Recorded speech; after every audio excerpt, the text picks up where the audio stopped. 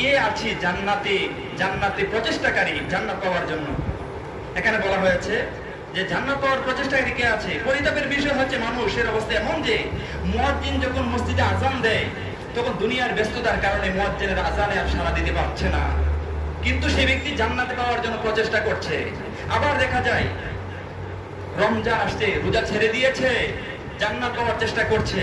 হজ ফরজ হয়েছে, সম্পদের মায়ায় সে হজ করছে না, কি এই অবস্থায় দুনিয়া ছেড়ে বিদায় নিয়েছে, কিন্তু সে ব্যক্তি জান্নাতের প্রত্যাশার মধ্যে রয়েছে। আবার প্রত্যাশা রয়েছে ব্যবসা বাণিজ্যের ক্ষেত্রে বৈধ অবৈধ জিনিসের পরোয়া করছে না, কিন্তু সে জান্নাত পাওয়ার চেষ্টা করছে। তারপরে একে অপরের সম্পদ আত্মসাৎ করছে, কিন্তু জান্নাত পাওয়ার চেষ্টা করছে। কোরআন হাদিসের পড়া এবং অন্যকে শিক্ষা দেওয়াকে নিচু মনের করছে, আবার জান্নাত পাওয়ার আশা করছে। আবার দুর্বলদের উপর জুলুম করছে, গরিবকে বেকার খাটাচ্ছে, এতিমের অসহায়ের সম্পদ লুটে খাচ্ছে, জান্নাতুল ফেরদাউস কামনা করছে। শরীয়ত অনুযায়ী ওয়ারিসদের সম্পদ সঠিকভাবে বন্টন করছে না, কিন্তু জান্নাতুল ফেরদাউস কামনা করছে। নফল ইবাদত করতে ত্রুটি করছে, আল্লাহর জিকিরের প্রতি বিদ্বেষ পোষণ করছে, সর্বোচ্চ মাকাম জান্নাত কামনা করছে। আল্লাহ নবী সাল্লাল্লাহু আলাইহি সাল্লাম বলে দিয়েছেন, হুফাতিন নার বিশ-শাহাওয়াতি হুফাতিল জান্নাতু বিল মাকারিহি। জান্নাতটা রেখে দিয়েছেন, এটা সহজ সাধ্য চাকচিক্যের মধ্যে আল্লাহ পাক রাখেন নাই, কষ্ট সাধ্যের মধ্যে আল্লাহ সেই জান্নাত রেখে দিয়েছেন।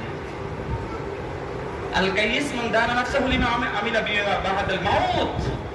যে বুদ্ধিমান হচ্ছে সে ব্যক্তি যে রিপুর অনুসরণ করে না, কুমন্ত্রণার অনুসরণ করে না, নেক আমল করে মহান রবের কাছে উত্তম পুরস্কার আশা করে, সেই ব্যক্তি হচ্ছে সবচেয়ে বুদ্ধিমান।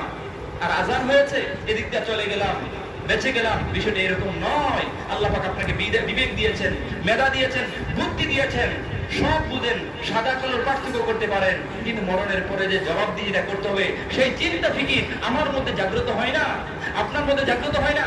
ইকরা কিতাবাকা কাফা বিনাফসিকাল ইয়াউমা আলাইকা হাসিবা। Read your record. আপনি আপনার রেকর্ড পড়েন, আপনার চাকরির সার্ভিস বুক পড়েন, আপনারও সার্ভিস বুক রয়েছে, জবাবদিহিতার জন্য আপনি নিজেই যথেষ্ট। আল্লাহ পাক সূরাতুল বনী ইসরাঈল বলে দিয়েছেন। এজন্য আসুন জান্নাতুল ফেরদাউসের উচ্চ মাকাম আমরা পেতে চাই।